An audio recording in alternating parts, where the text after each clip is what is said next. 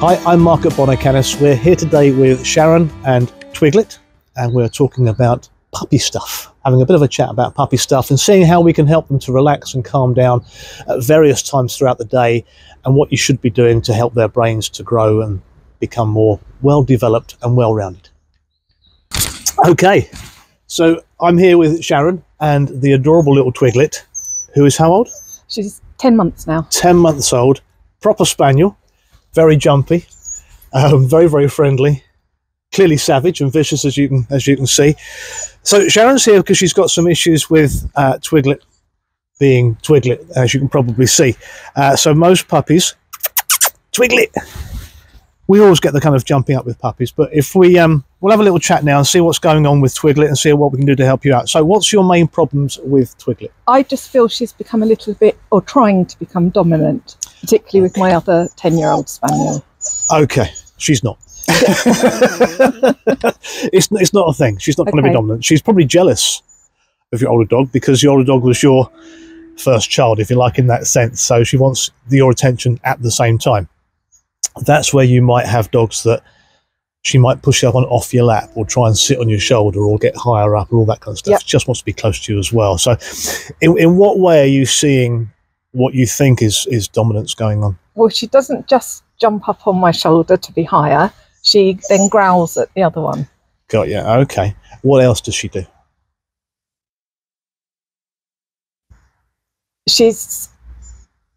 I think it's the growling and it's not a vicious snap, but no. She's trying. Okay. My other one is particularly subservient, right, and always has been. And how old's your other one? 10. Oh, okay. So but she's also trying to be in charge because she knows that she's older, and I just don't want it to develop into a bigger problem. Okay, so the issue I think that we have here is we've got a young, as you well know, high energy puppy. That's what they have, is boundless energy. And then you've got an older dog as well that doesn't like being jumped on, doesn't like being growled at and snapped at because she's older, bless her. She's given her dues, isn't she? So how do you react when Twiglet growls and snaps at the older one? Tell her off, which I know I probably shouldn't do. Okay, and then what happens? It calms down. So what does she do when you tell her off? And how do you tell her off? Just by saying no. I'm not nasty to her. I don't hit her. Don't get a big stick out. No, God, no. No, okay. No, I feel bad enough when I say no. What does Twiglet do? As soon as you said no, what does Twiglet do? Calms down. In what sense? And it stops whatever behaviour she was doing. And how does she look? I honestly don't know. I can't remember. Okay. There's no need to tell her off in the slightest. Okay. And in fact, if you do tell her off, there's a very big chance that you might make your other dog a very bad thing to be around. So then she starts to growl a little bit more, and a bit more, and a bit more. Then the air snaps come in, and then Twiglet then says, well, this other dog's a right pain, because whenever this dog's about, I get told off. Don't like that dog. No, so we want to change all that completely. Are you able to spot the signs before that growl comes in? Yes, generally now. Wonderful. Yeah, there's a pattern. So that's the bit to get involved. Right. So when you see her start to display those little behaviours, you think, uh-oh, here it comes, distract her. Give her something better to do instead. Okay. Much, much nicer for her. The two things, if we break down dog behaviour into two very, very simplistic areas. On the one hand, dogs only do things that work. That's it. They're not naughty, they're not malicious, they don't sit there, they're not like humans, they don't sit there and go, right, I'm being annoyed today. And on the other hand, you only reward the last thing a dog does.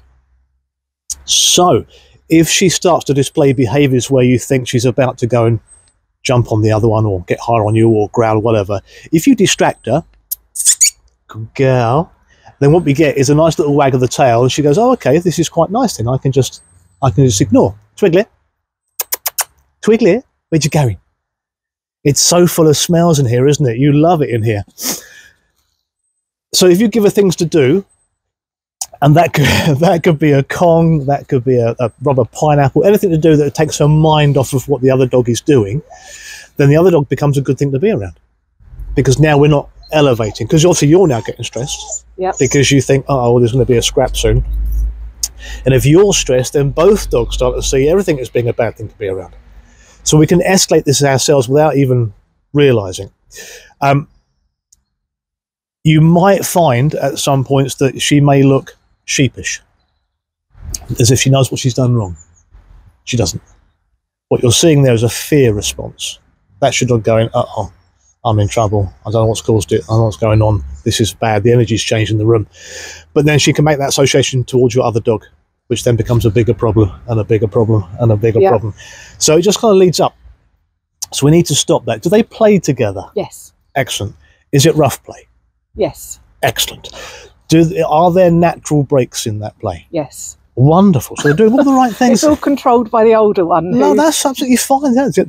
So the nice, it's okay. If you pan up a sec, if you want to see what Twiglet's growling at, just pan round and look at a little tiny flower pot that's on the floor down there.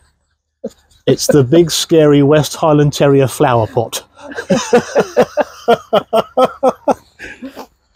Bless her. See, vicious dog. So if they're playing nicely, that's wonderful. The nice thing about the older dog controlling that play is that Twiglet's listening. So she's not being horrible. She's going, okay, this is great. You can do this, not a problem. So the only real issue then is when you're maybe then relaxing and you're chilling out a little bit. Okie dokie. How much sleep does she get a day? Quite a bit. In 24 hours, how many hours in 24 hours do you think? 11, 12. Okay, so not too bad. Yeah, could do with a few more probably. Okay. Just to help her relax a little bit. What food are they both on? Canagan. Excellent, good stuff. And are you feeding those in dog bowls? Yes. Brilliant. What are you doing every day to work both their brains?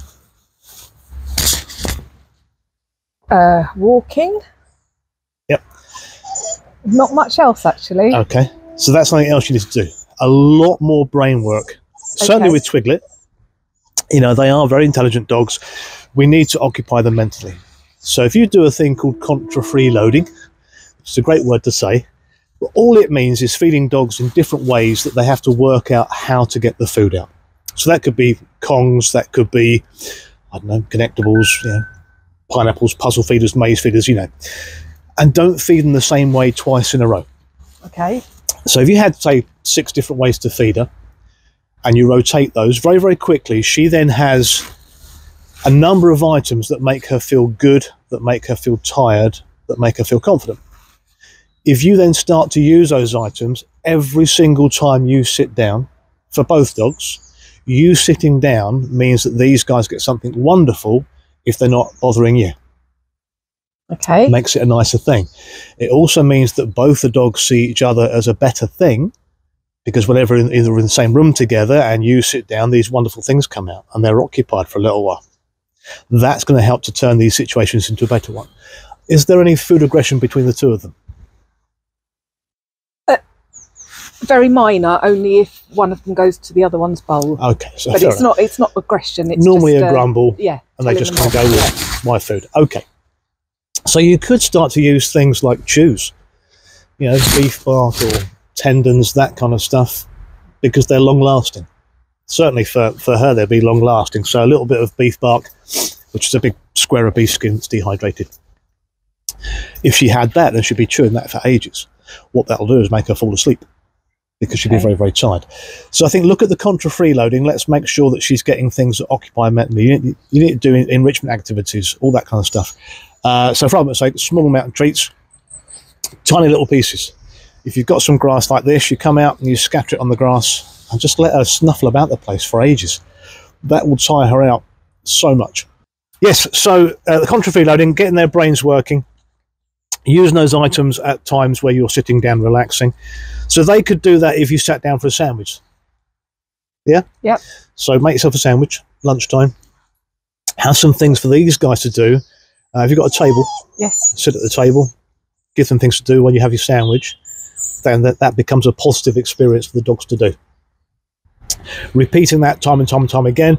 And it might be a case that of an evening time, if you sit down, you'll sit down, give them something. The second they start to do things you're not quite sure of, stand up, go and put the kettle on. Diffuse that situation time and time and time again.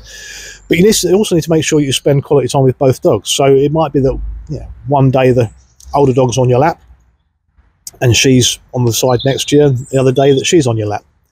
And so making it a nice thing overall. I think you're just seeing a little bit of jealousy there from her, just saying, look, I also like cuddles. I'm also mum's baby, stop it. And I think that's probably the best way of getting that done. So there you have it. So we've gone through a few things today with young Twiglet and Sharon here of how to help. It only covers a few things, but if you're struggling with your puppy, by all means give us a shout at Bonnet Canis. We can help you out. Sharon, it's been lovely to see you. Thank you. Even more lovely to see Twiglet. No offence, but we like Twiglet. Keep your puppy's brains occupied. Keep their brains occupied. You have a happier puppy. Many thanks.